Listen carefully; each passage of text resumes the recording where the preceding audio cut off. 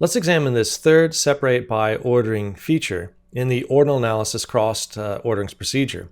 Now to do so, let's examine the contrived data set in which we have two groups. We have an experimental group and a control group, and we're comparing them in terms of the reaction times.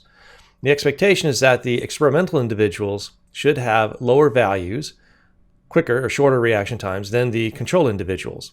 So to run that analysis, we've moved time over as the first ordering, so that's our outcome ordering. And then we move group over as the second grouping ordering. And what we've done in the past is define the ordinal pattern. We've set the experimental as the lowest expected value compared to the control. Those values should be higher than the experimental individuals, again, in terms of the reaction times.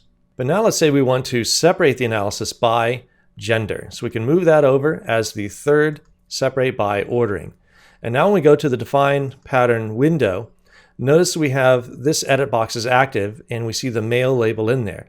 So this is where we would define the pattern, the ordinal pattern, the expected ordinal pattern for the males. And let's say again, as experimental less than control. Then we can move to the females by using this arrow here, or we can use this pull down menu. And we can then define the ordinal pattern, the expected ordinal pattern for the females. So we could set it up as an opposite expectation perhaps, or we can set it up as the same expectation for the males. Let's go ahead and do that for this example. So now we have the pattern defined for the females, and we can toggle back and see the pattern for the males.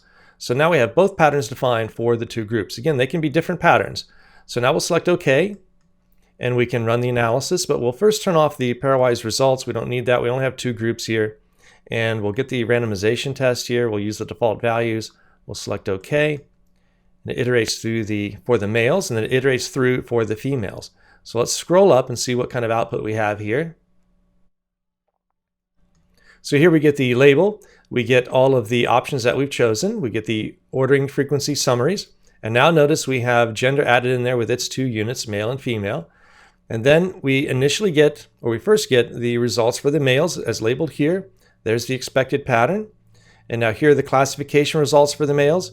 15 males, or male comparisons I should say. When we just look at the males, experimental versus control, there are 15 combinations or pairwise comparisons of individuals there. And of those 15, 12 match the ordinal expectation. That's pretty good. It's 80%. Scroll down a little bit and we get the randomization test. Again, there's the PCC repeated.